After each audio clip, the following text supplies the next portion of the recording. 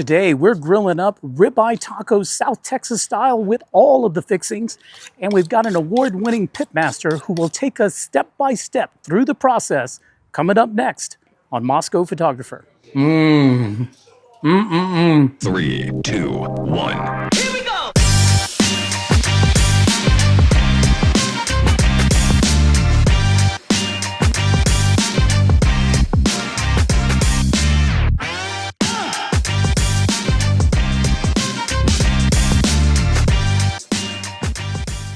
Are you ready to learn how to make South Texas ribeye tacos? Well, if you are, I've got just the man for you. Oscar.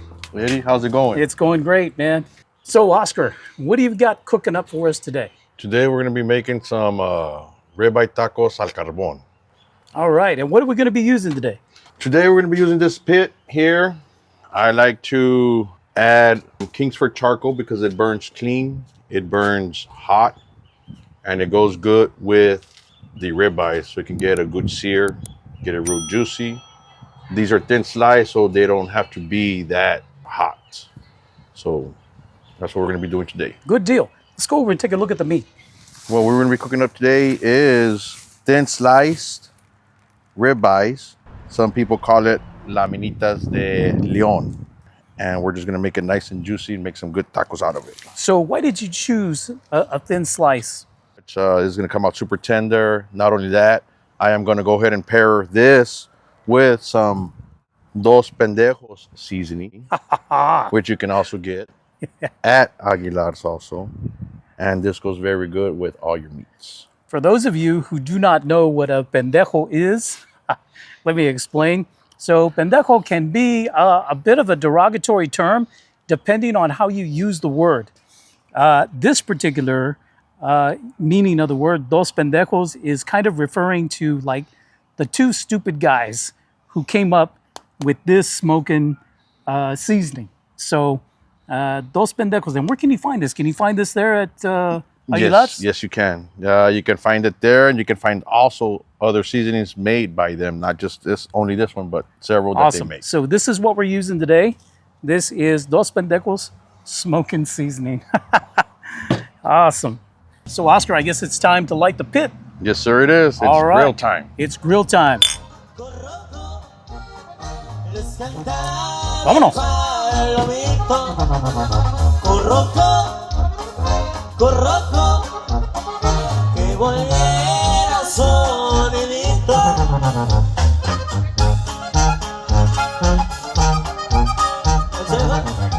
What is the proper way to light charcoal? I believe there is no proper way. I guess however you want to light the pit is your preference.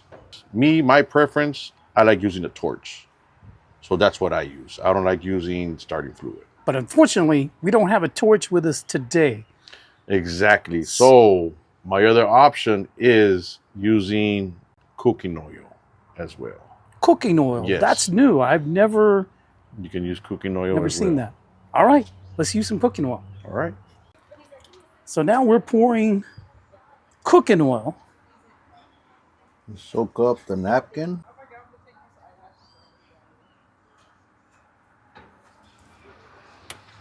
I like to add some mesquite chips.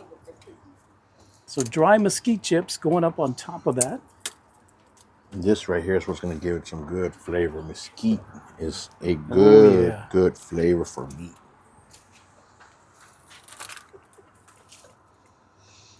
And we'll top it off with a couple of coals of Kingsford.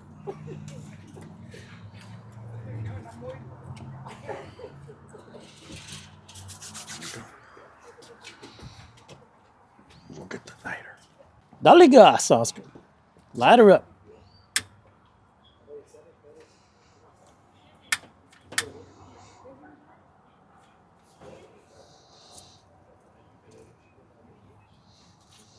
And there we go, lighting the fire, improvising with cooking oil. And there she goes.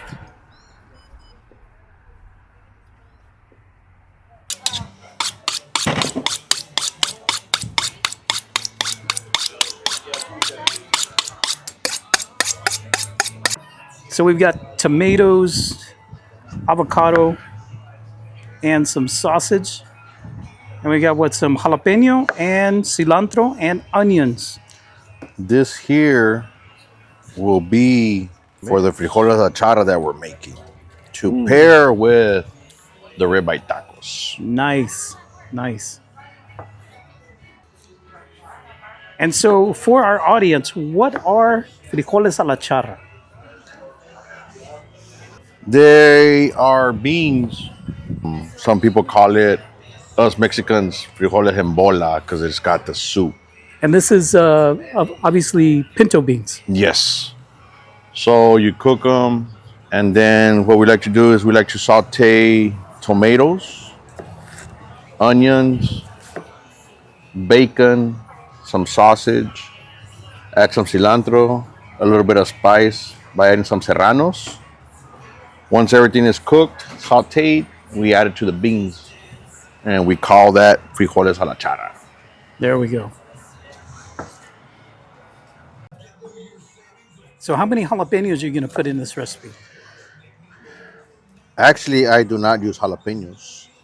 I use serranos. Ooh, Serrano So pepper. that makes it spicier. Serranos are hot. Jalapenos are sweet. Here in South Texas, we like everything hot. Yes, sir, we do. And I like to cut my serranos finely chopped so that it won't be that hot when you grab a little piece. And your beans.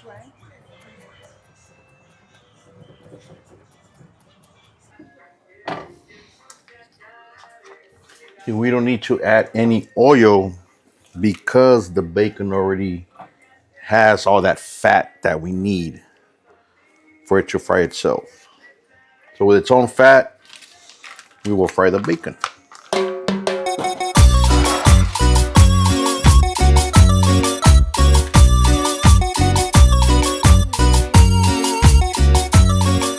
All right, so the bacon is now about 3/4 done. We're gonna go ahead and add the sausage and let it fry.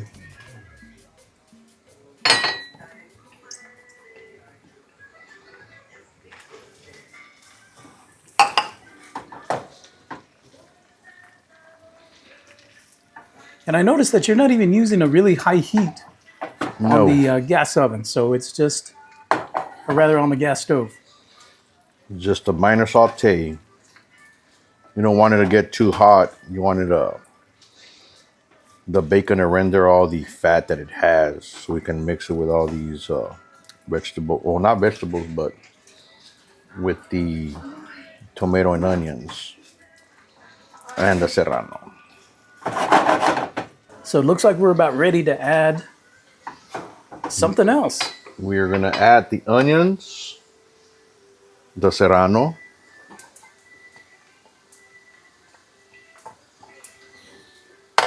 and the tomato, and let all of this saute. Oh, you can hear it. Give it a good little mixture.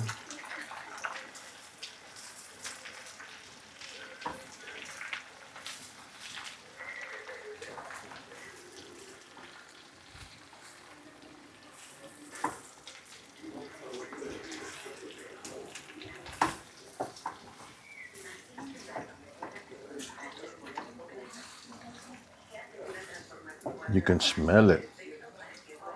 You can. It smells good.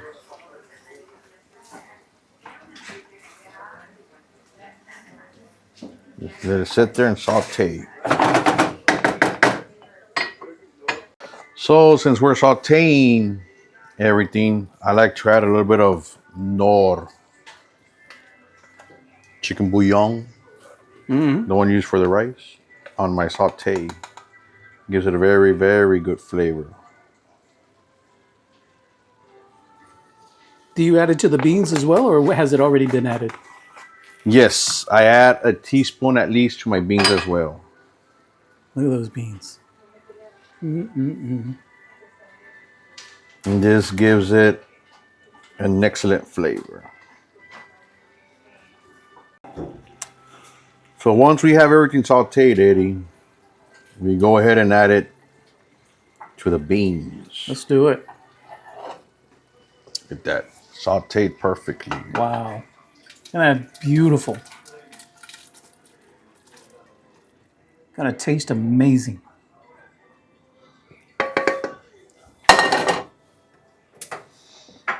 Use a little mixture.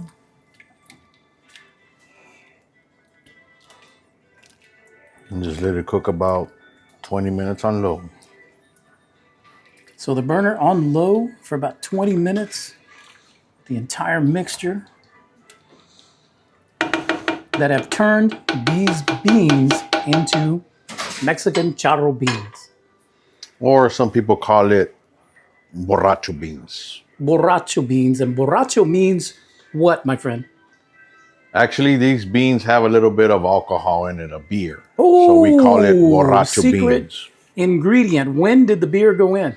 Oh, can't show you everything on video. That's my secret right there. All right, guys, you heard it here first. But these are borracho beans. Now, borracho is a Spanish word that means drunk. Drunk beans. So we got some drunk beans. And now I guess the last thing you're going to add is some Cilantro. cilantro. So I do not like to saute the cilantro. Not this, boys and girls. I like to chop it finely. So you want it fresh. Yes. And let me tell you one thing. You don't want to add too much cilantro because the cilantro will tend to overpower the flavor. Less is more. Yes.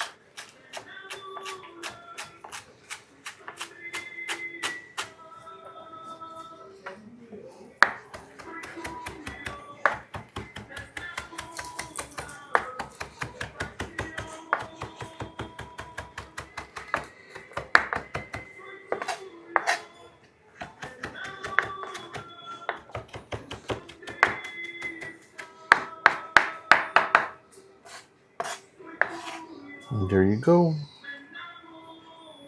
And this is going to go on top of the beans after Yes. they're cooked. As a matter of fact, right now, that way it can finish cooking once they are out. All right. I can smell that cilantro.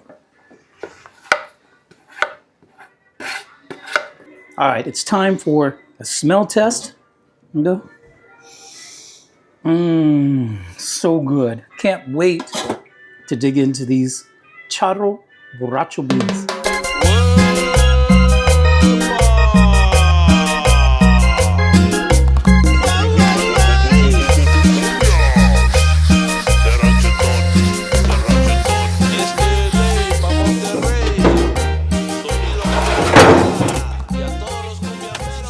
Let that grill burn. I think we're getting close. Indeed, we are.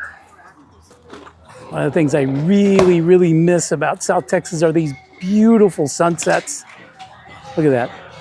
Beautiful, beautiful evening here in the Rio Grande Valley, South Texas.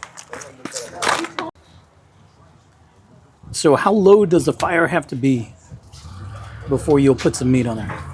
Actually, I don't want it low. I want it hot and high so I can sear the steaks. When it comes to ribeyes, T-bones, New York strips, bone-in ribeye, you always want to sear your steaks. So you got to have at least a temperature of 500 plus. You sear it, depending how you want it. 2-3 minutes on each side. Medium rare, medium well. Just how you like it, So for these tacos, what are you going to cook them to medium rare, medium well? What I'm going to go medium well. I'm going to sear them. Maybe 5 on each side or less. Probably less because they're thin. So I just want to sear them, have a nice little pink center, and cut them up. Chop them up, make them into tacos. All right. Looking forward to that.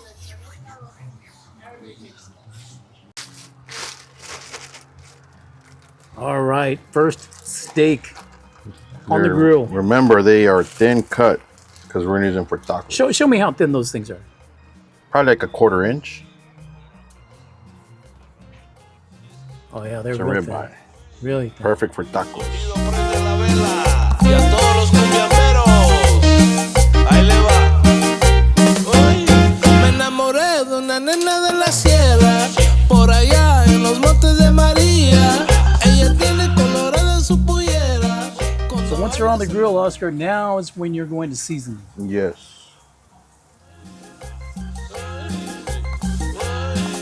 Lo mueve despacito. Cuando baila la cumbia, lo baila este ritmo. Vamos a bailar y vamos a gozar la cumbia que lo ponen los latinos a bailar. Mami, ¿qué será? Mami, ¿qué será? So how's the heat, Oscar?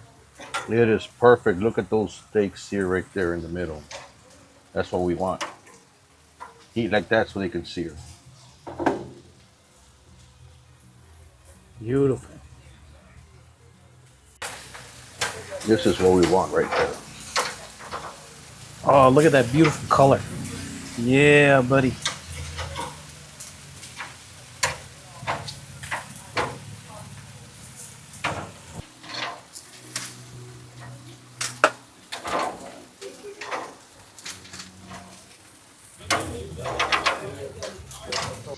Talk to me about these corn tortillas.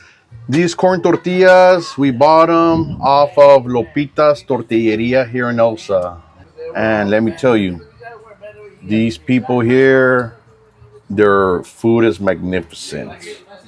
It is. From tripas to barbacoa to carnitas to homemade tortillas, corn, yellow, white, All the flour Tex-Mex tortillas, everything. They got favorites. it. Yes. They've got it. They got everything. Lopita's Tortilleria here in Elsa. Elsa, Texas, and the RGV. Very humble people.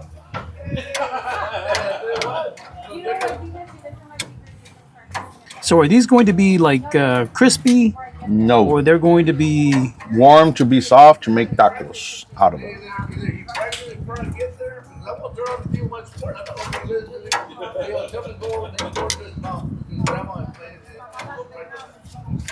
Now, my mother taught me that every tortilla has 3 turns. Eran 3 vueltas. How many turns do you give? 2 2 turns on the corn tortillas to heat them up. to heat them up. If you're cooking flour tortillas, they've got 3 turns. It can either be 3, depending how you want it, and flour and corn are 2 different tortillas. So Completely. what we do is here, we just load them up together. You want them warm. Reminder, these are bought once they came out of their oven, or whatever they use to make them fresh.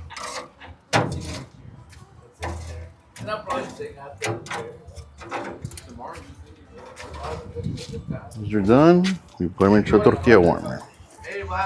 Tortilla warmer. Keep them warm. There you go. And while they're in that warmer, they're actually going to get soft. Yes. So whatever crispiness they gained from the flames in this tortilla warmer, they are going to get soft. Yes, sir, they are. Now comes the actual making of the tacos. We're gonna go inside, cut the ribeye, get a tortilla, put it on there, put some guacamole, some salsa, and enjoy it with some borracho beans, or if you want to call it frijoles a la charra. Let's do it.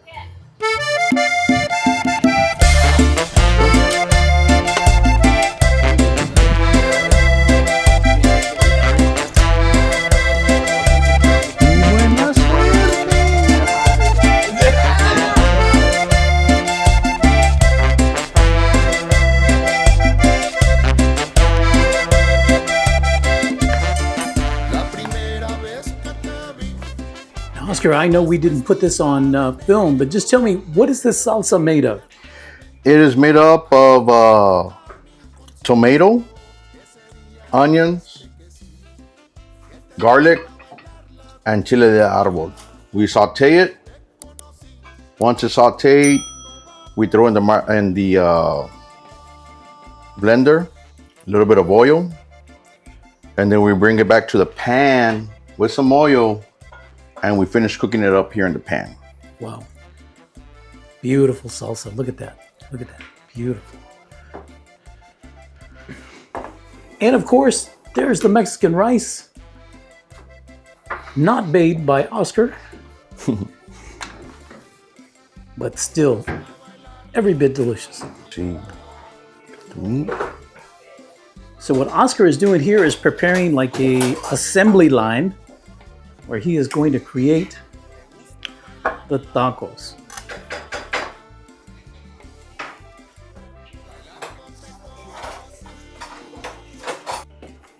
All right, here we go.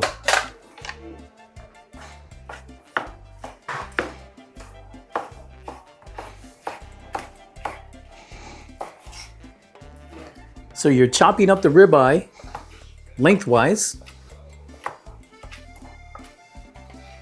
And then, just like you did the vegetables, in fact. Yes, indeed. Into small little cubes.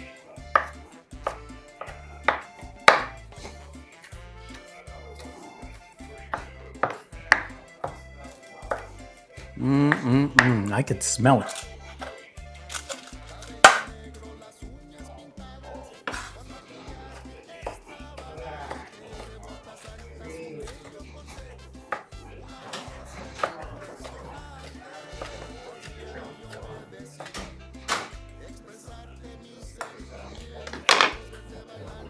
All right, first taco.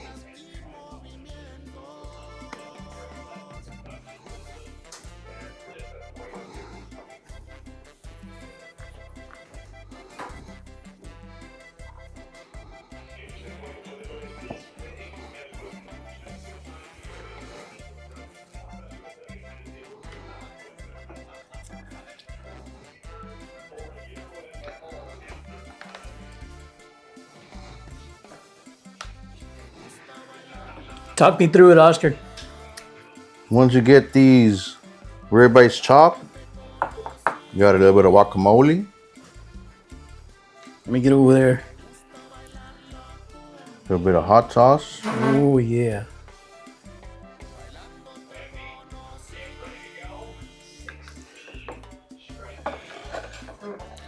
And a little bit of rice.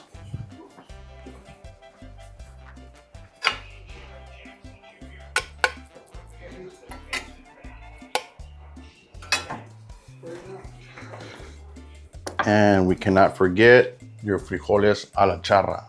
No, we cannot. Look at this, guys. Wow. Amazing.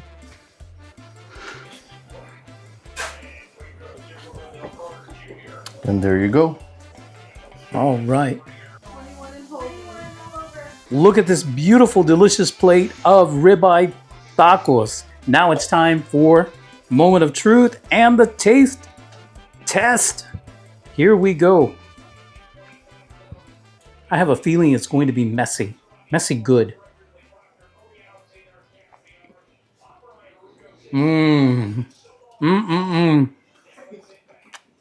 I sure wish you could taste this. It is absolutely delicious. I'll edit that out. And now for the frijoles a la charra.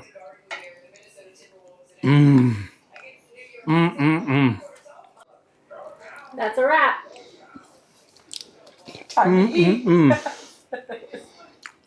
Let's eat.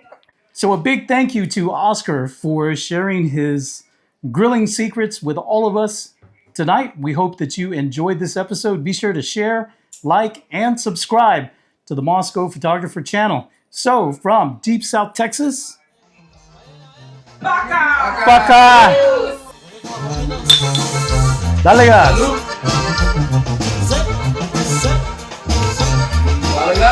Órale!